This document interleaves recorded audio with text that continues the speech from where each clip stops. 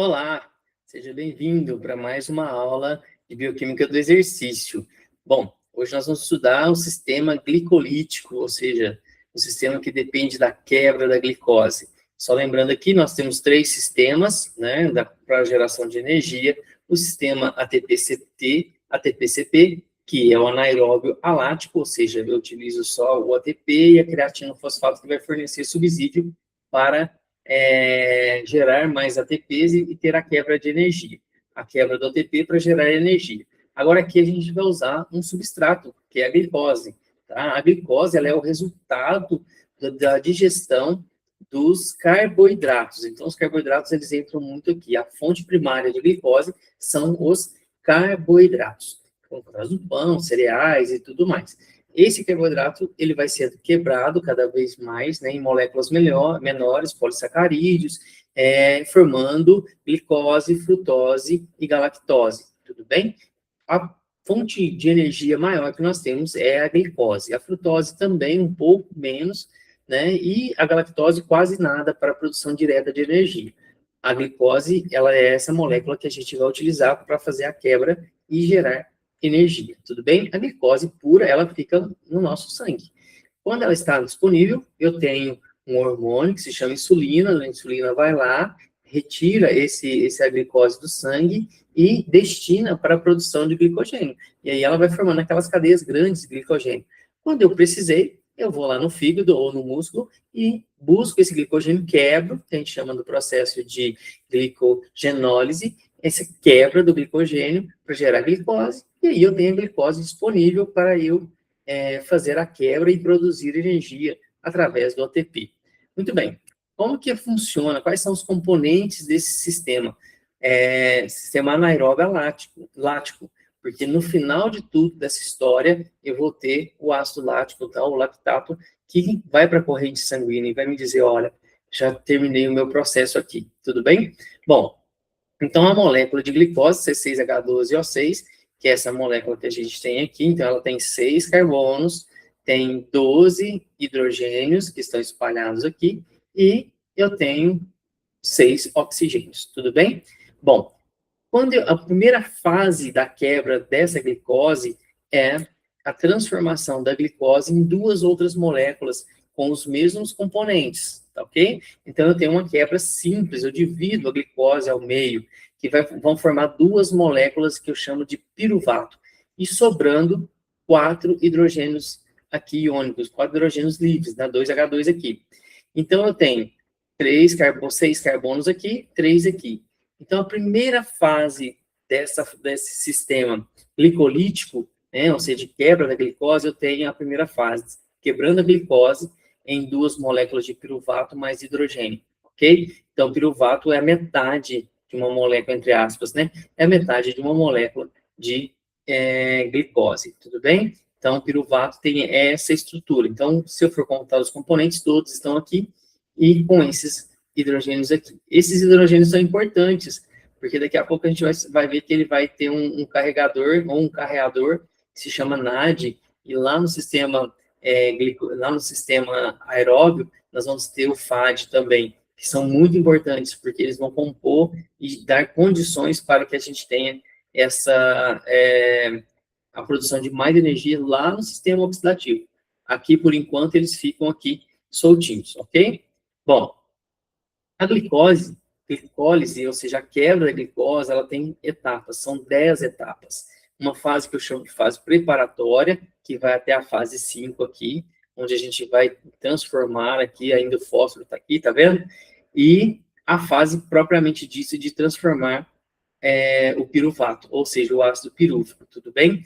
Bom, então nessa fase preparatória eu tenho dispêndio de energia. Então, a glicose, quando eu quebro aqui primeiro, para eu quebrar essa molécula que tem 6 carbonos, eu tenho que quebrar ela ao meio, eu tenho um primeiro gasto de energia, que aí vai compor esse fósforo aqui, que vai na posição 6, aqui, glicose 6, fosfato significa que o fósforo, ele vai entrar aqui, na sexta ligação.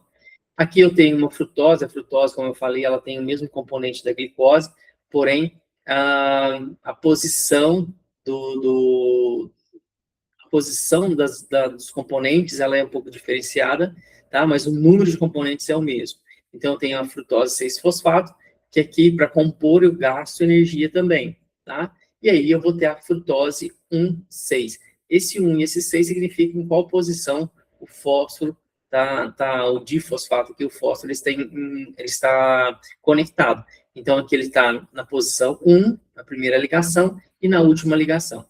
Terminando essa primeira fase aqui, eu tenho a divisão, eu tenho a quebra em duas partes da molécula, que começa realmente a fase de quebra, na qual eu vou ter a presença do NAD. O que é o NAD? O NAD é um componente, um carregador, um transportador de hidrogênio.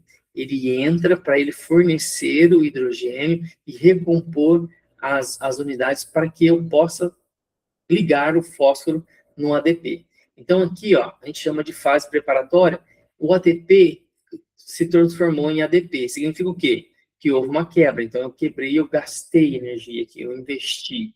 Aqui também eu tenho ATP e investi para quebrar esse fósforo. Para que esse fósforo venha para cá, tá vendo? Quando eu entro nessa fase de pagamento, significa o quê? Esse NAD, ele entra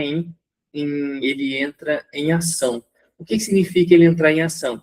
É que ele vai pegar aqueles hidrogênios que sobraram e vão compor os ADPs e transformá-los em ATP. Ou seja, o que eu gastei ali, eu transformo aqui.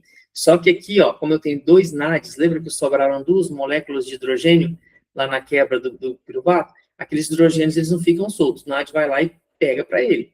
E aí ele vai compondo, recuperando. Aqui eu gastei 1 para virar aqui 1, 2. Aqui ele pega 2 ADPs, porque são 2 NADs, eles pegam aquelas cadeias de hidrogênio e joga para cá para fortalecer. O que vai acontecer? Ele quebra esse fósforo aqui, consome essa energia e transforma em ATP. O mesmo vai acontecer aqui. Aqui eu tenho uma molécula de água que sai e aqui eu pago mais 2 ATPs. Então, por que chama fase de pagamento? Eu invisto 2 ATPs aqui e termino formando 4. Quando eu chego a formar o ácido pirúvico ou piruvato, o que vai acontecer? Esse piruvato, eu quebrei a glicose, gastei 2, mas consegui produzir 4. Então, eu tenho um saldo de 2 ATPs desse processo todo, dessa fase da 1 até a 10, resultando no ácido pirúvico ou no piruvato. Uma vez que eu tenho essa molécula de piruvato, o NADH+, está vendo aqui? O NADH+, ele compõe, ele libera esse hidrogênio mais esse aqui, para compor essa molécula. Compare a molécula para você ver. Aqui eu tenho H3C e 3Cs, tá vendo? H3C, 3Cs. O O está aqui, assim como está aqui. O O é a ligação aqui iônica, né? Do O que fica negativo, tá aqui e tá aqui também. Ok? Tá no de cá também. Onde que vem esse H? Ele compõe aqui a cadeia junto com o carbono. O carbono ele precisa ter 4 ligações e ela perde uma ligação que está aqui do oxigênio e se liga ao um H. Então, um dos H+, vem aqui e se conecta ao oxigênio. O outro ele se conecta diretamente. Por que ele faz isso, Jean? Porque esse hidrogênio ele faz a molécula de piruvato se transformar em lactato. Essa molécula de lactato, ela tem um peso molecular menor, suficiente, na verdade, um peso molecular suficiente para conseguir sair da célula. Quando ele sai da célula, ele ganha corrente sanguínea. Então, ao final dessa fase, quando a gente mede o lactato num exercício de alta intensidade por curta duração, a gente vai ver a produção de lactato. Ou seja, aumenta essa produção de lactato. Por quê? O meu sistema glicolítico, ou seja, o meu sistema lático, ele está quebrando glicose, nessa fase, ele vai quebrando, e gerando dois ATPs de saldo, de energia. E, no final disso tudo, ele transforma o NAD, entrega 2 Hs para transformar o piruvato em lactato. E essa molécula ela sai da célula e cai na corrente sanguínea. Por isso que a gente mede o lactato quando está fazendo exercício de alta intensidade. Ok? Bom, então, em resumo, qual que é o saldo energético da glicólise, ou seja, desse sistema glicolítico que a gente chama? Ele tem um saldo. Ele consome 2 lá na primeira fase, que é a primeira fase de preparação, e ele, nessa primeira fase de preparação, mas ele consegue produzir 4 ATPs quando ele vai recompondo. E sobra-se sempre 2 piruvato e 2 NADH. Esses NADH, o que vai acontecer? Esse 2 ATPs é o saldo, eu tenho ali energia para continuar fazendo exercício, mas eu tenho a produção do piruvato. O piruvato, ele quebra, ou seja, ele pega o NAD entrega os hidrogênios para o piruvato, que vai transformar em lactato, ok? E o restante, ele vai produzir também o acetil-CoA, para entrar no ciclo oxidativo. Aqui, o oxigênio vai fazer uma grande função, que é a gente produzir mais. A gente vai finalizar essa fase oxidativa lá na frente com um saldo de 32 ATPs. Então, ou seja, ela é um sistema bem mais eficiente na produção de ATPs ou energia para o nosso organismo. Então, até aqui a gente estudou 2 sistemas, o ATP-CP, que a gente chama de sistema alático, ok? Geração de energia sem produção de lactato, e o glicolítico, que é a quebra da glicose, transformando em piruvatos e lactato no final dessa história, resultando no saldo de 2 ATPs, ok? Claro que 2 ATPs é muito pouco, né? Então, esse sistema, por isso que ele é de curta duração, você tem pouca energia ali para estar utilizando para o exercício, tudo bem?